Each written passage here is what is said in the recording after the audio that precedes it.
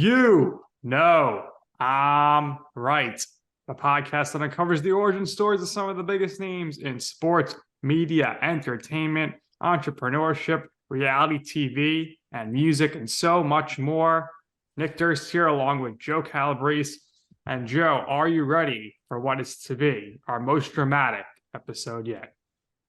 Yeah, it's interesting, right? Because we have more reality TV people with on us now. And he got his start years ago when he was a contestant on The Bachelor and Bachelorette. And his passion is really music, right? So he's a DJ and somebody who possibly like me looking for love, right? So maybe he can give me a little advice here. But we're really happy to have him on, happy to lock him down. Blake Horstmann. Blake, welcome to the show. How you doing? Doing all right. Thanks for having me, guys. Happy to be here. It's be a fun little podcast. Absolutely. So, Blake, you grew up playing football. Football was your thing. What was your favorite team to root for growing up? Yeah, I mean, I played all kinds of sports growing up here in Colorado. But football is probably definitely the biggest kind of sport that I played and that I was interested in. I'm a Bronco fan through and through. Let's ride. Yeah. It's been a rough year for us Bronco fans out here. But next year, fingers crossed, it's gonna be better. But yeah, and then for college, I actually went out to Nebraska to play football, little Division II school out there. So I'm a Nebraska Husker fan though for college football. So it's been a rough couple of years for both of my teams. So hopefully, yeah, better in the future. Let me ask you a quick question. How do you think Primetime is going to do in Colorado now that he's the head coach there? So I actually grew up, a Buffalo fan. Like my dad is a big Colorado Buffalo fan, which is funny because now I went to Huskers, which are like sworn enemies. But obviously he's going to recruit. Like he's crushing the. I think we have like the 5th recruiting class right now in college. I think we're this year or something like that. Our top 10 for sure. So now it's just we'll see if he can coach. Like he's going to get the players. Now we'll find out if he can actually coach. But I mean, things are looking up in Boulder. I'm not gonna lie, things are looking up in Boulder. And actually, the first game this year is Nebraska at Colorado here in Boulder. So should you have to go. I know. I'm hoping I'm able to make it. We'll see. So you will be in attendance. So when you went to college, what career path did you originally want to pursue? Football. I didn't really have I didn't really have, I actually, now I think about it, when I first started, I was started in accounting as a freshman, and then really quickly I was like, hell no. I was like, this is not for me.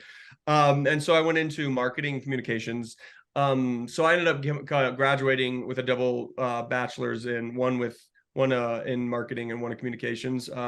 Played football for 4 years. It was a very, very small school, Hastings College in Nebraska. And I went to a small high school, grew up in a small town, sort of a small college. I've done the whole small, education thing. And I really enjoyed it. Like, I don't think I'd do it any differently, to be honest. I think it'd be fun, to go to some of these big schools, the partying, the football, the sports, all that. But I really enjoyed Hastings, and I made some lifelong friends I still talk to now. So small schools aren't so bad. Yeah, Nick and I graduated. We did communications as well. So tell us about working for the National Research Corporation. Yeah, so right out of college, I started dating a girl, and we moved to Lincoln, Nebraska, and we dated. So another small town. We dated for about 2 years, and Lincoln was great. It's a college town, so like 7 months out of the year, it's amazing, especially during football season. It's incredible. But it just wasn't for me. I worked for National Research Corporation. I've done some weird jobs throughout my life.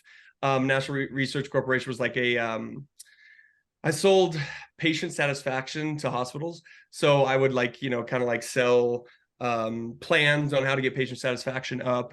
We'd all, get together and we'd kind of discuss how to improve patient satisfaction and things to improve the hospital. So it was a good first job.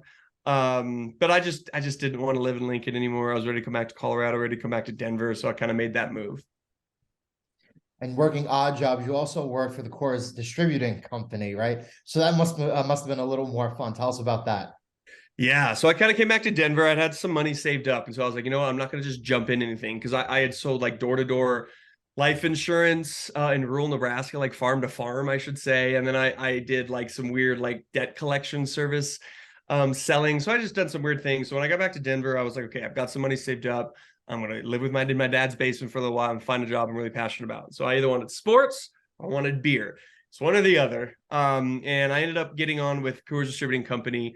The beer industry is a lot of fun. It is, it's the trips, the late, you throw in events, you're doing things like that, but it is blue collar work. It is hard. You're hitting the pavement. You're going, liquor store to liquor store, bar to bar. You're selling. You're really, really honestly selling. So it was a lot of work, but I enjoyed it. I ended up working there for about, almost 5 years. But yeah, people think that, it's all partying, and a lot of it is, but at the same time, it's a lot of work. It's very blue collar. But I enjoyed that industry. It was a fun one for me. All right. So tell us about the audition process for the Bachelorette, finding out you're going to go on the show, what the turnaround period time is there, and taking off of work to do the show. Yeah, so my family, my mom and my sister had been watching the show, like most women in America, for a very long time.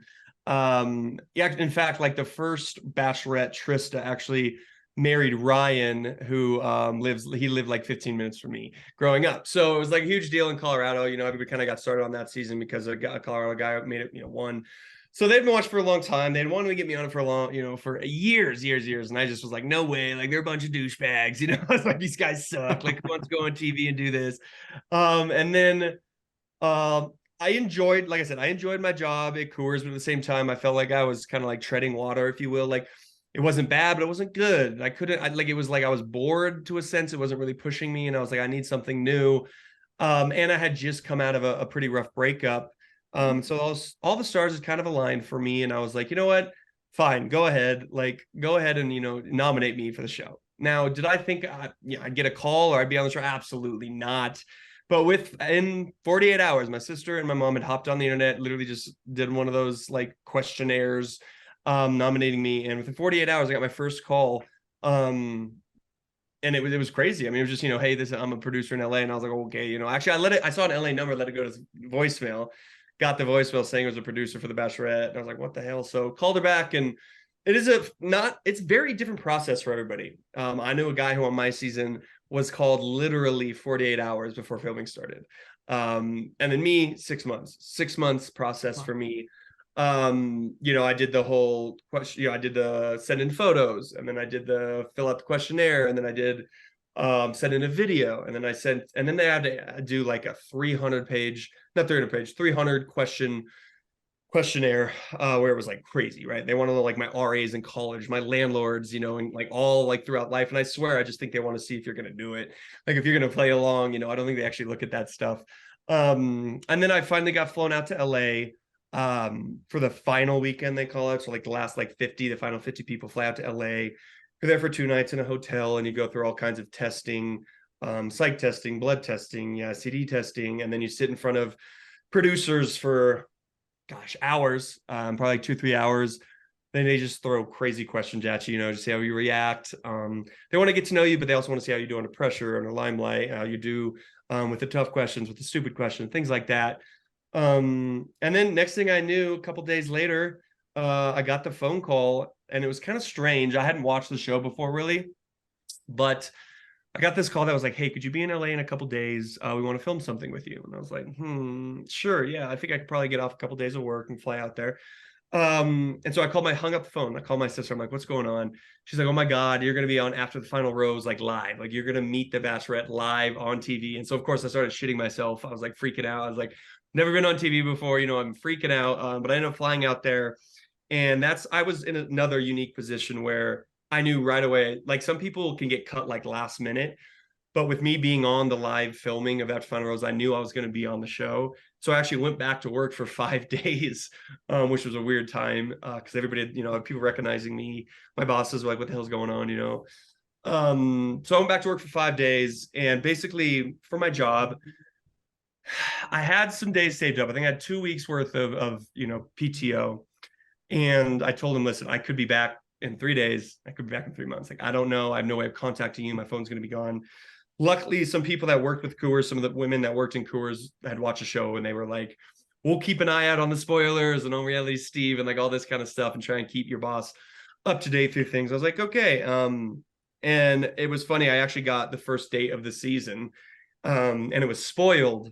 And so these girls came back to my boss, was like, listen, he's going a really long way. Like the first date person. So, makes it really far. They were like, listen, he ain't coming back for at least 2 months kind of thing. So they actually fired me, quote unquote, laid me off. And then I actually got rehired when I got back from filming, which was hard because I had to start at the bottom again. I had to start as a merchandiser, work my way up back to sales rep. But yeah, so I kind of more or less got laid off after 2 weeks. And then they promised to rehire me when I got back. So that's how that kind of job thing worked. There you go. So tell us about, did you do a shopping spree? How'd you get all these suits? How many suitcases did you have? And then from there, what were your expectations going into the show? And then how did that change when you got that first rose? And then I want to know, are the roses real? Are they fake? And then after this rose ceremony, do you hand them back? Do you throw them out? What do you do with those roses? All good questions. Yeah, so I am the least stylish person alive. Like I am a jeans and t-shirt kind of guy. So I own maybe one suit and it was 3 sizes too big. So I remember I reached out to my uncle and my sister. My uncle's a stylish guy, and my sister, and I was like, guys, I need to buy clothes. Like I have no clothes that I could wear on the show. So I remember we went to like the mall, and I think we went to like Express or an H&M and like some other spots. And all in all, like with everything, which was, I think I bought like 5 or 6 suits and then some like clothes.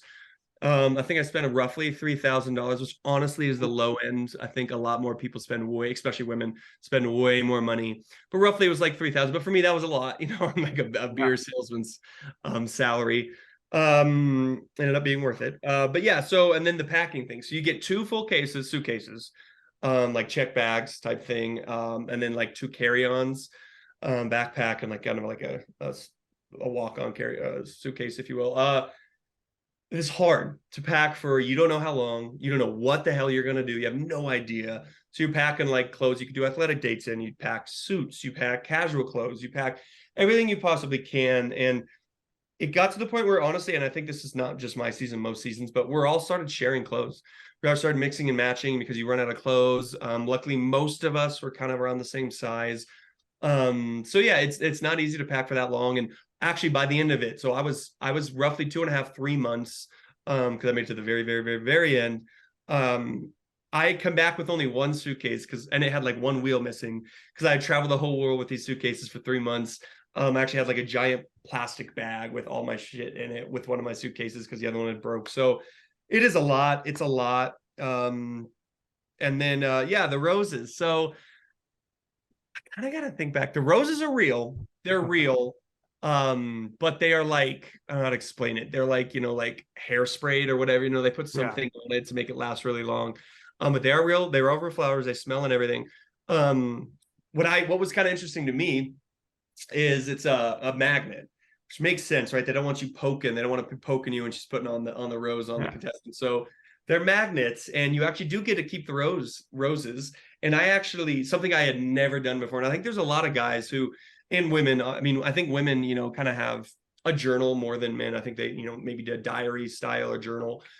But my mom had bought me this like amazing, I wish I had it, I don't right now, but this like really cool looking journal. It looked like it was from like, like a sea captain's journal. It was like all leather bound and like had like, ropes and everything. And so I was journaling every day because you have so much downtime. But I was journaling every day, and I would put the roses that I received in the book, and I would put it like under my mattress to squish it down. So I actually have every rose that I received during the show, as well as like every day. I journaled every single day. So, but I think a lot of guys do, and it kind of helps you work through the process. It's a really hard environment, and it's very therapeutic at times, also very awful at times. So you got a lot of emotions going through. So fair enough. So when you're the runner-up, are you thinking, all right, I'm the Bachelor now? So right away, obviously, I was pretty heartbroken. I think I'm pretty well known for like crying in the towel, and I was like sweating, and it was like a really, really rough moment. And actually, what a lot of people don't know, and I think this was unique to me because I think they did think I was going to be the Bachelor at that point, but they actually flew me out to. So I was in the Maldives, so I got dumped in the Maldives. And they couldn't send me home, right? Because if I went home before the actual winner gets home and it gets out there, they all, the season's spoiled. So they actually flew me to London for like 5 or 6 days, me and a producer who was kind of my producer, if you will. And we just like were in hotels. We had the ABC credit card. So we went to pubs, trying to drown my sorrows. We went to like Hamilton Live in London. We went to Book of Mormon in London. We went to some Broadway shows. We did some fun things. We went and did all the tourist things, if you will, saw Big Ben, all that kind of stuff. And kind of throughout that, it did help me heal weirdly enough. Like there's something about being dumped and knowing that that person is now engaged. Like there's something strange about that, right? But at the same time, it was like, okay, like that's done. It's not like you can text an ex, you know what I mean? You can't like backslide, if you will, because she's engaged with somebody else. So in a weird way, you kind of do heal quicker than I think in some relationships where you can still text that person, still see that person, whatever it is. So yeah, I got back to the States, and that's a weird feeling because you've been off the grid for 3 months and all of a sudden you get your phone back and it's exploding and people are freaking out and you have to go back to the quote unquote like real world. But yeah, I mean, there were definitely obviously conversations about me being the Bachelor. I was the first person interviewed to be the Bachelor for my season. Like I think we were like week 3 and they flew me out to LA, like premiering. They flew me out to LA and I did the whole interview thing to be the Bachelor. I was still hurting, and watching the show back's never fun because you kind of see these moments and everything. But I think, to be honest, I think the people at the very, very top, like the 1, 2, 3 people at the very, very top, knew they wanted Colton. Like I think Colton Underwood was the one for the Bachelor. I think a lot of the other people kind of wanted me, a lot of the producers, things like that. But I think at the top, they just saw like virgin NFL player, like, though he's 6'4", very good looking man, like they just saw this All-American guy and they were like, that is the man we are going for. So to be honest, I don't think I really stood quite of a chance of being the Bachelor, but they went through the motions and everything. And it was really cool. I signed a contract. I did sign a contract to be the Bachelor. 3 of us did. Oh, wow. But at the end of it, it's kind of like they kind of called us each and they're like, well, we decided to go the other way. So it was for the best. I think, being the Bachelor isn't all cracked up as, isn't cracked up to, what most people think it is. It's a lot of work, a lot of criticism. It's not easy. So I think it was a blessing in disguise. So how did your social media following grow after the show? And at the top, I described you do a couple of other things, or you have a lot of other passions. So how did you leverage that increase in your social media following to translate into other things that you wanted going on in your life? Yeah. So I remember, so I had like, 300 followers, I think, on Instagram or something, 300 or 400 followers. I was not like, I had like 7 photos. I was not in the social media sphere and I didn't really know what to expect. I remember my sister, like most of America again, was like really like Dean, coming off the season before me. And so I remember her talking about it and I remember her mentioning like, he's probably making a ton of money, blah, blah, blah. And I remember being like, okay, like that'd be cool to be able to like pay off my student loans. I was like, that'd be fun. Or I'd be able to buy a new car, something to that effect. I was like, it'd be cool to make a little money out of this. I didn't think it'd, 5 years later and I'm still, making more money than I could have dreamed, selling beer. So yeah, that was something that was shocking to me. And I remember I got the first date, which was the 2nd episode of the season. And I got a lot of airtime the first episode too, but I got the first one-on-one date, second episode. And I think I gained like 100,000 followers like that week. And I was just like, holy shit, this is absolutely insane. This is crazy. I had my DMs were blowing up, I was getting tagged and it was just absolutely crazy. Like, I remember like Michael Strahan was talking about me on like Good Morning America. I was like, what is happening with my life? It was just this weird moment. And it just got crazier. Honestly, I think I finished the season, which now looking back, it seems like not that much, but we're seeing kind of the decline in like the followings of like reality TV stars. And so I think I finished the season roughly about like 550, 600 roughly, which was great. I mean, then we get kind of peaked the next couple seasons. People were getting millions of followers. It was absolutely crazy. But I was don't think I was at the peak of it, but I think I was kind of like on the incline, if you will. So there's amazing opportunities. I got incredible opportunities, made a lot of, just like money to like appear at bars and money to like appear at, for certain things. I was just, this is insane. And I actually worked for Coors for 8 more months after I got back. But it got to the point where honestly, I was like losing out on money by having this 9-to-5 sales job. Like it was, my boss knew it. My boss was like, get the hell out of here. He was like, I would have left, the day after the Bachelorette. He's like, I don't know what you're doing here, man. Like, go live your life, go have fun. You can always come back to this job kind of vibe. And it is overwhelming. There are a lot of people pulling you in different directions, right? There's people promising you this, promising you that. And you've got some assholes out there who are trying to take advantage of you. And so I think, I got lucky. I think I surrounded myself with some really good people, some smart business minds and some people who kind of understood what was happening to me and some past alumni, things like that. But the biggest thing for me was, yeah, like obviously I'm enjoying the quote unquote fame, right? And you're going to like all these red carpets and these concerts and you're backstage and all this. But I knew that, like, okay, I found this life I enjoy. Like, I don't want to go back to this selling of beer. Like, I'll just be honest. Like, I wasn't that guy who was like, I don't know if I want to do this influencing. I was like, no, it doesn't need to be influencing, but I want to find something where, like, I don't want to go back to this job where I felt I was bored, or I felt like, it wasn't for me. It wasn't my passion. And music, like kind of you mentioned at the top, music's kind of always been a passion of mine. I played a couple different instruments. And throughout college, I was always the aux guy. I was always the DJ. I was the guy finding the new music on YouTube, on SoundCloud, on whatever it was. I was playing it at parties. And so it was weirdly like a dream, but also I wouldn't even consider it a dream because I didn't think I would be able to actually do what I'm doing now. It was almost something I couldn't even dream about. And I actually weirdly, I kind of fell in my lap. I was asked to do, after Paradise, I was asked to do a podcast tour with Caitlin Bristow, who's very popular in Bachelor Nation and reality TV. And at the time I was still under contract, and they were like, would you like to be on the podcast? And I was like, I can't, like, I'm still under contract. ABC would never let me. And she was like, well, I know you're kind of interested in, music and stuff. She's like, would you want to be my DJ? And I was like, fuck it. I was like, yeah, let's do it. And so we were able to go back to ABC, and that's how we kind of got around the contract thing. Like, I wasn't an actual guest. I was just DJing this. And I just fell in love with it. I was like, this is amazing. Like, this is incredible. And a buddy of mine, DJ Silver, and then my other buddy, Eric Bradley, who's now my tour manager, reached out and was like, yo, we can't teach your charisma, your stage presence, your energy. We can't teach that.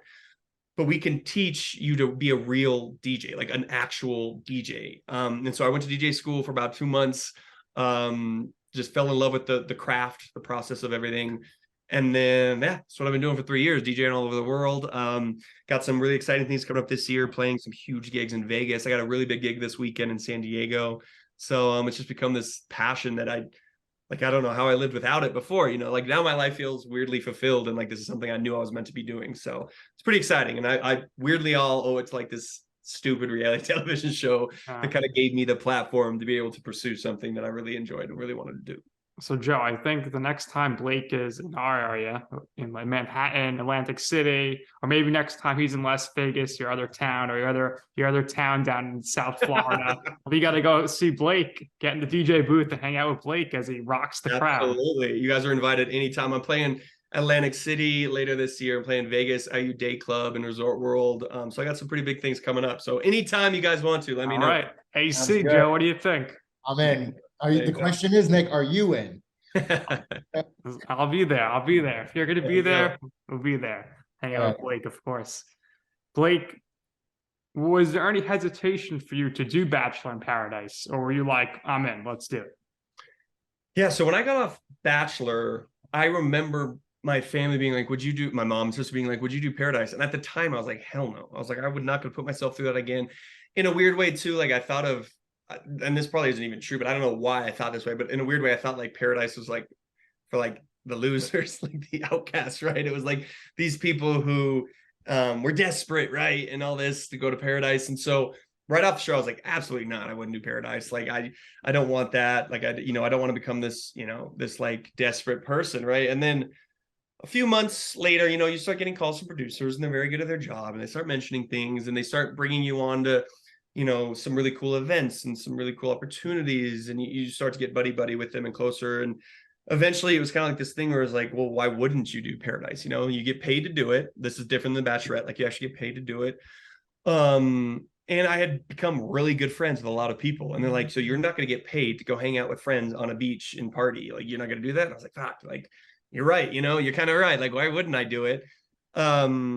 And it was like also at the time, like Colton's season had aired, right? And there were a few girls on that season where I was like, oh man, I actually really, really, these girls seem really fun and like beautiful. And like, maybe I'll get to know them kind of thing. And then it was just got to the point where it was like, you also start to see a decline, right? And like, cause it's like this meat grinder, right? Bachelor Nation's like this meat grinder. It's like you throw new people in, and then they become popular, and then the next season starts. It's like boom, new people, and it's like this meat grinder. And so I started to feel that pressure of like, oh shit, like I'm not quote unquote relevant anymore. It's like, nobody, you have this weird high coming off the show and then all of a sudden it's this weird low. And so the only way to, kind of get back in it is to do Paradise. And so I was like, yeah, why not? Did not enjoy it. Did not enjoy Paradise very much. But in a weird way, like, I think it was what I needed. And it obviously has led me kind of in my career that I'm now. Like, I don't know if I'd be in this career if it wasn't for Paradise. Like, I kind of needed that low and that like slap in the face to be like, okay, what are you going to actually do now? You know what I mean? You can't just rely on this for the rest of your life. So in a weird way, it was a blessing. So you didn't experience both, but I got to ask you, who would you say is the better Bachelor host, Chris Harrison or Jesse Palmer? I've actually never been asked that.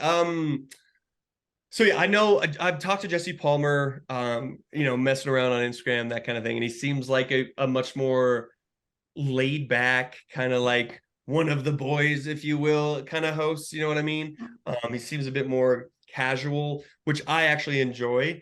And we've kind of like jabbed at each other online, like funny things like that, and I never did that with Chris Harrison. I think, Chris Harrison had a aura around him, like a sense of like, and I'm not saying he necessarily was like this, but I think people thought of him as like the Godfather, right? It was like too big to talk to, too big to DM, too big to comment on your photos, which I get. Like, he kind of built this show, along with a lot of the head producers for 20 years. So I get why I had this like sense of like Godfather, this aura about him. So I didn't get as close, with Chris Harrison as like some other contestants, especially the leads.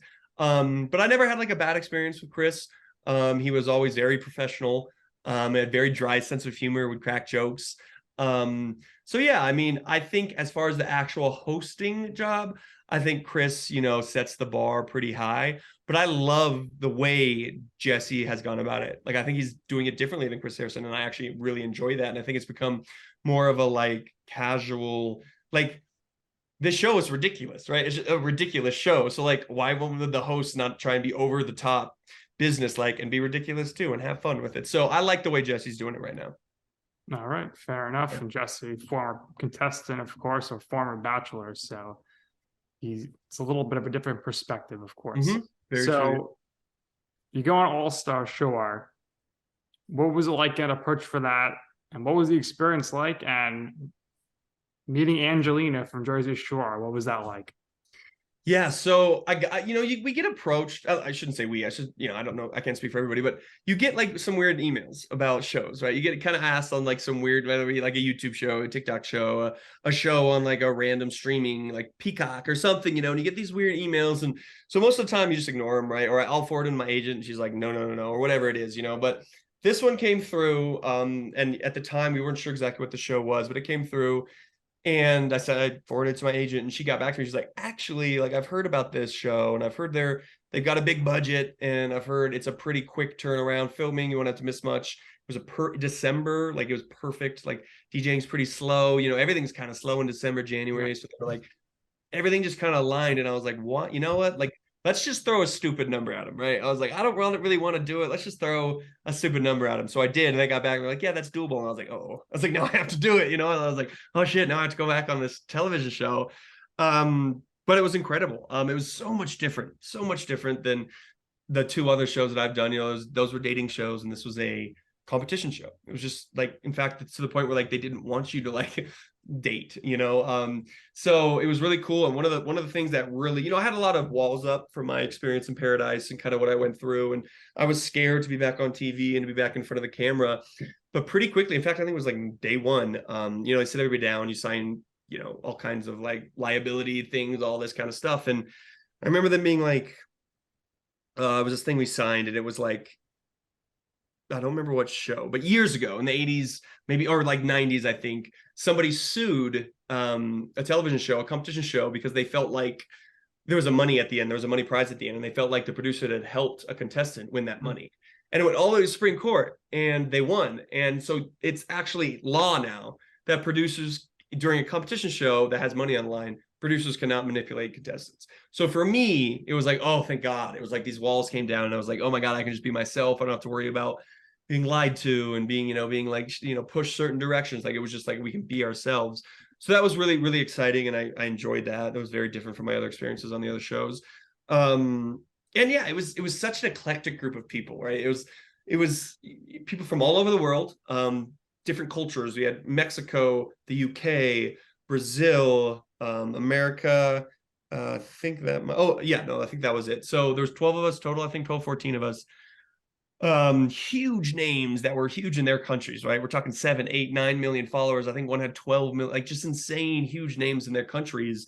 And so it was really cool just to meld everybody together. Everybody spoke different languages and had different sayings and different accents and all that. And yeah, meeting to Angelina. I grew up, Jersey's Thursdays. Like I grew up watching that in college, and all my roommates sitting down and watching it. And so it was really, really crazy to, actually I had DM'd with Angelina a little bit because she was a huge fan of Bachelor, but I never met her or any of the Bachelor people. So it was pretty cool to meet her. And it's like, damn, I've been watching you, like she's been on TV her whole life.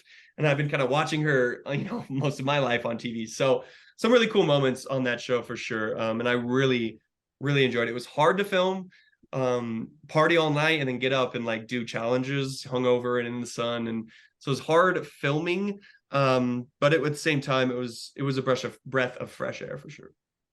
Like, I gotta ask, have you ever been to the Jersey Shore? I have not, actually. I have not, man. I played. Oh boy. Yeah, I know. I've heard all that. I played not. Atlantic City years ago. The God, I can't. The Bor. Oh my God. Borgata? Yes, the Borgata. I played the Borgata, but that was the first time in Atlantic City at all, and so I've never made my way to Jersey Shore. So that's on the list. That's on the list, man. Boy, you're in luck. Yeah. That's our thing over here. Well, let us know the next time you're around, like Nick said before, and that's more of my thing. Joe, you're gonna book Blake at DJ's. See, Nick already knows all that good stuff, man. Nick already knows what I'm thinking. See, DJ's is the preemptive. It is the #1 shore bar down the shore. It is the New York Yankees of the Jersey Shore. I got to make it down there. You're gonna make it. You can make it there. You can make it anywhere.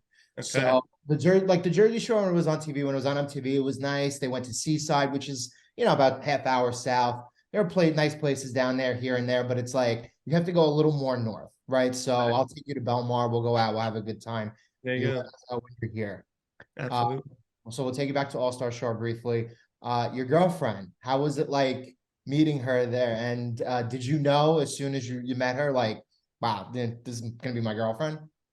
So we both did. We both went into the show being like, I am not going to meet anybody. I don't want to meet anybody. I just want to be myself, have fun, because I think we've both been like, in a relationship on show, and like I've cried and I've done all this on TV. I was like, I want to show a different side of myself. I want to show the fun, the like relaxed side of myself. So I went in there being like, I'm not going to find a woman. I don't want to. Like maybe a hookup on the show, fine, but I do not want to find a girlfriend.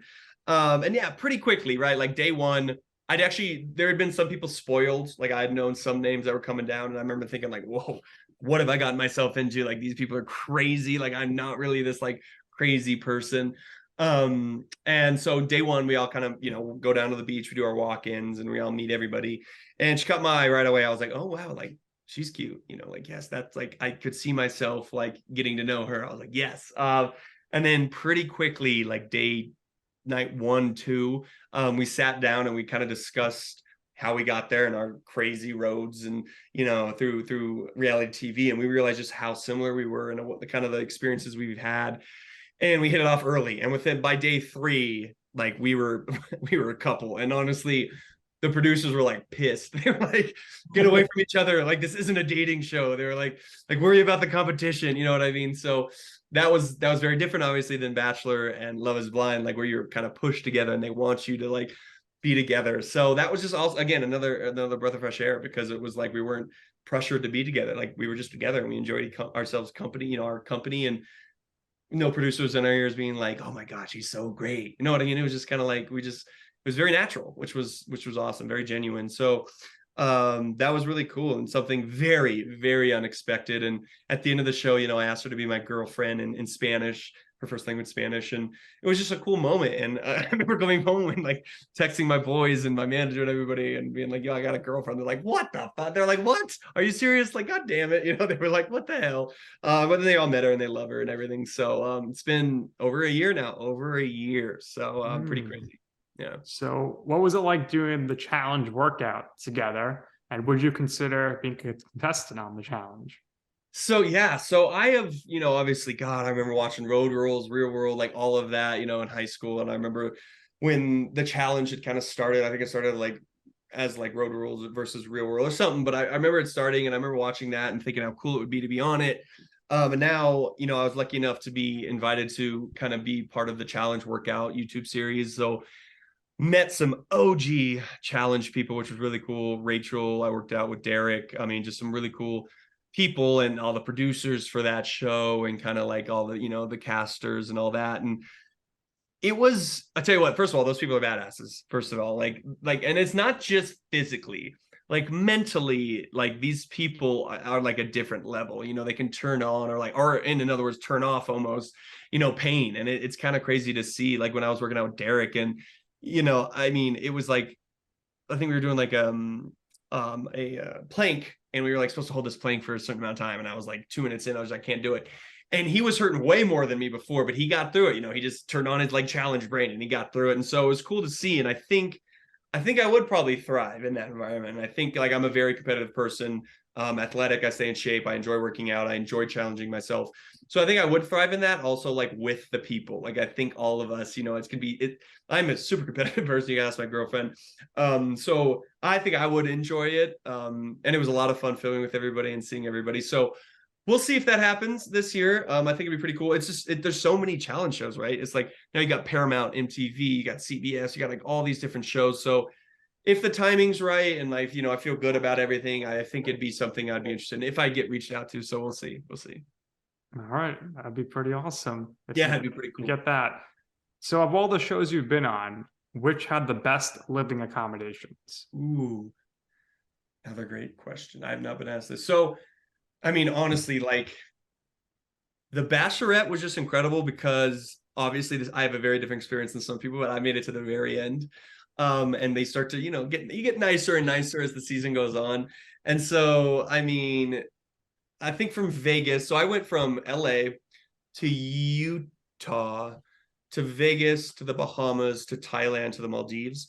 And right around like the Vegas Bahama time, things started to get real nice. Like we were staying, this top of the suite, this presidential suite. The food was great.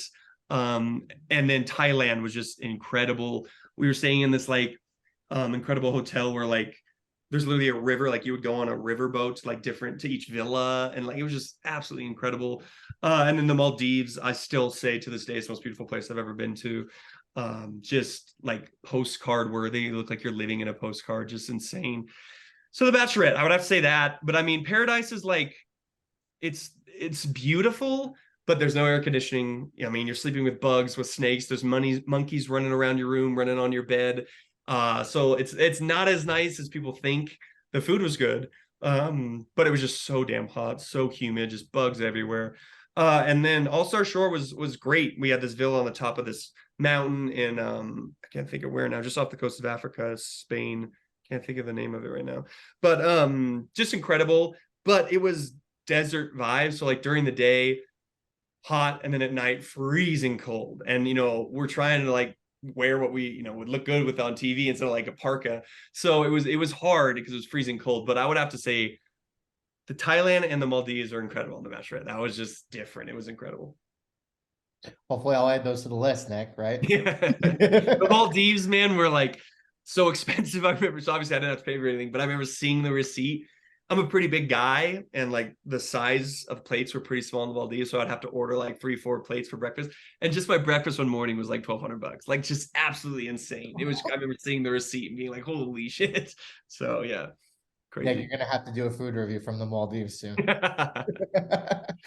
What was it like coming up with your Instagram handle? How did you settle on that? So before the shows, I can't remember what my Instagram handle. I think it was literally just like Blake H, I think, or something. And then before I got on the Bachelorette, I remember my sister, again, she was like, you gotta think of something like because your Instagram couldn't possibly blow up, or your social media could. What are you gonna do? And I had just watched the substitute teacher skit from Key and Peele, and they did the AA run and the Balake, and I was like, well, it's Balake. Like I'm gonna be Balake now. So a lot of people get it, they got it right away. But every once in a while, I get people asking me where my handle came from, and I always post the skit, and then all of a sudden people are like, oh my god, that's what it's from, that's what it's from. So it's pretty cool. I enjoy it. It's like it's fun. It's one of my favorite like Key and Peele skits. So Balake for life.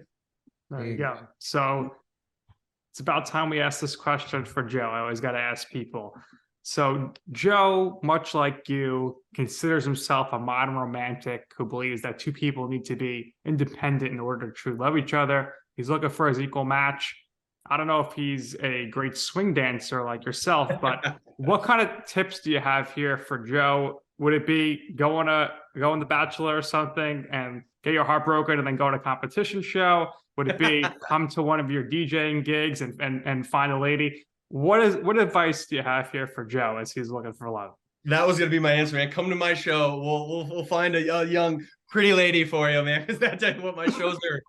Very different than most DJ shows, because it's like my target audience is a little different. So a lot of women, like 80 to 20 women, 8% wise women to men. But honestly, I mean, I actually, like you said it, like I always wanted to like find an independent woman, somebody who's like already has a life, somebody who wants a man but doesn't need a man. That's what I always say, and I found that in Giannina. Yeah, I mean, I would just say, do you do the dating apps? Because I tried that. Yeah, I tried that. It wasn't there, man. I just always wanted to meet I say this now, but I want to meet somebody organically, and here I am meeting somebody on television. But yeah, man, just come through one of my shows and we'll find you a lady. Yeah, I'm very happy about that. So last year you joined Roadhouse, right? I want to ask the process at the beginning, what it was like to become a DJ. How was it searching for gigs, finding those first gigs, booking them, and then eventually as you start growing and you go to more places and stuff, how did the collaboration with DJ Silver start? Yeah, so my DJ career is unique in a sense, just because I didn't start out doing 8-hour gigs for $500. Like that wasn't kind of where most DJs start. I didn't really start there just because of my platform. So I was lucky in that sense. And it's a slow, like just like anything else, you learn as you go kind of thing. Obviously, I went to school, I really learned how to do it. And my first big gig was actually Borgata. It was like my 4th gig ever, and I played to Borgata, and I was like so nervous. I was freaking out. But I nailed it, and I actually got offered a residency there. And then, of course, literally a week later, COVID hit and ruined everything. But it's funny because like I got this residency, right, and I thought I was like so good, right? I was like, oh, I'm killing this. And then I look back and I listen to my sets. I'm like, what the fuck? They're so bad, So I've come a long way in almost 4 years now. It's been 4 years. I've come a really long way in just the way I DJ and the music I play and the mixes I make and things like that. So I've come a long way, and it's time. Like creating a song is so incredibly tedious.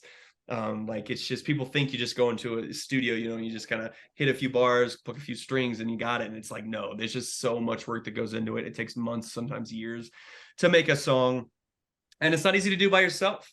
And it's always good to have a mentor, and DJ Silver's been that for me. And he's one of those DJs that if you ask other DJs, they know who he is. He's like been in the industry. He has a residency at the biggest club in Vegas. Like he's just a very good DJ. And so I think we match perfectly because he's incredibly technical, and he's, a whiz on the controller, as well as, in the programs on Ableton and all these other programs. And so, and then, I bring, I obviously am getting damn good at DJing, but at the same time, I still have a lot to learn, and I learned that from him. And so we got together about a year ago, and we created our DJ duo Roadhouse, and it's been awesome. It's cool. Like we bring both of our worlds together. Like he's, like I said, very well known in the industry, and then I bring my world together and my platform. And we have our first single coming out March 3rd of this year. Really excited about it. It's some big things. We're playing IU Day Club over Memorial Day weekend in Vegas, which will just be absolutely insane. We're playing Boston, Atlantic City, Chicago, a couple other places this year. So we're just getting started with Roadhouse, and that's really exciting. And it's something that has been in the works. Like I said, we kind of kicked it off a year ago, but it's really starting to ramp up this year. We got a lot of really fun things planned. And DJ duos are fun, man. It's fun to do it with a friend. It's just a good time. So yeah, a lot of really fun things to happen to come. So I'll keep everybody updated. But we are Roadhouse, me and DJ Silver. So there you go. Kind Check of like that a out. podcast, right, Nick? Sounds like it, yeah. So Blake, gotta ask you here, this is our show, and it's what it's all about. What in your life or your career is your I'm right moment? So what I mean by that is a time or place where you wanted to pursue something, you asked somebody for advice, they said, Blake, don't do that. That's a bad idea. And you're like, you know what? I'm going to do it anyway. And ultimately, you will see why it is that I'm right.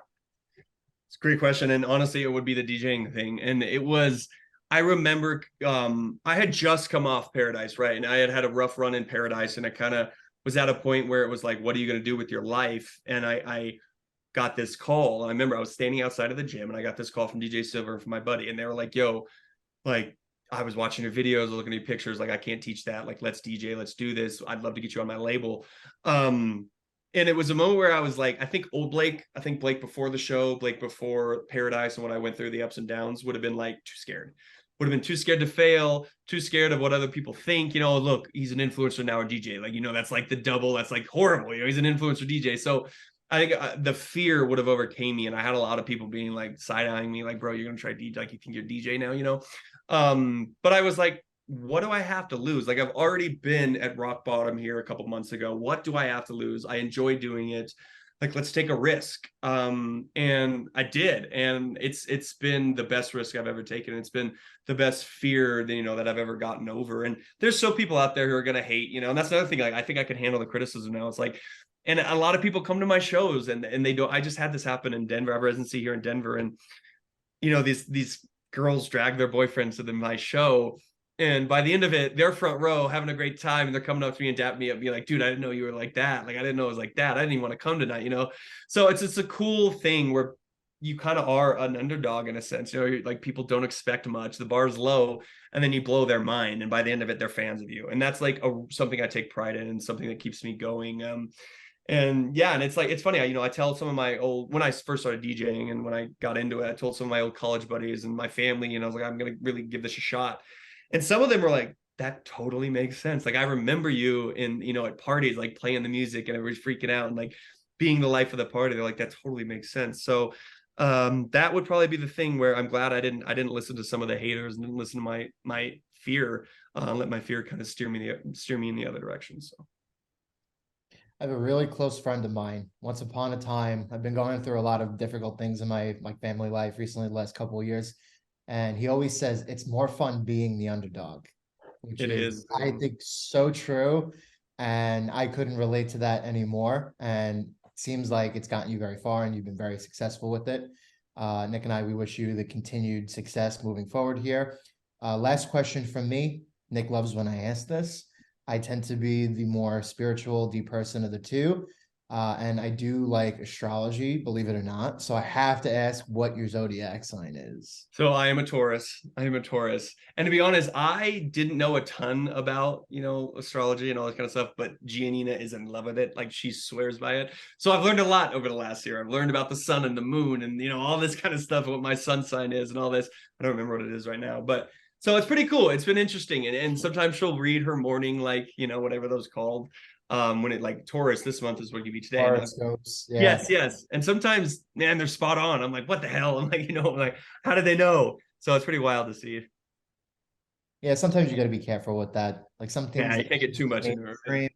Yeah, there's not necessarily misinformation, but there's stuff here and there. Yeah. But it seems like you relate to it, and I love Taurus people. So there you go. There you go. Blake, thank you for your time. We really appreciate it. And again, like, hopefully when you come here, when you're in the New York City area and Jersey area, very soon we hang out. I definitely do want to come to one of your shows. Lord knows I need the fun. So there you go. I appreciate you guys having me. And honestly, I think I'm coming out. Honestly, let me just look real quick, because I think I'm playing Atlantic City. I think I might have that date. You going to the Borgata again? No, I don't believe it's the Borgata. Here it is. Actually, I don't know where it is, but it's April 1st. April 1st. I just have a Roadhouse, Atlantic City. I know, April Fools, I know. But I don't know what club yet. But so keep an eye out for sure. Love to have you guys out. Absolutely. I guess that was last words, right, Nick? Anything else you want to say, Blake? We usually give the guests last words. No, yeah, no, again, appreciate you guys having me. And if any listeners out there want to find me, I'm at balake.h on Instagram. And my website is blakehorstmann.com to look for any dates coming up, as well as it'll link you to roadhouse.com. Keep an eye out on your calendars if you want to come out to a show, say hi, and dance with me. So awesome. There you have it. All right, Blake, we appreciate your time. That's going to do it here for this episode of You Know I'm Right. For our very special guest, Blake, my co-host, Joe, I'm Nick, and this has been You Know I'm Right.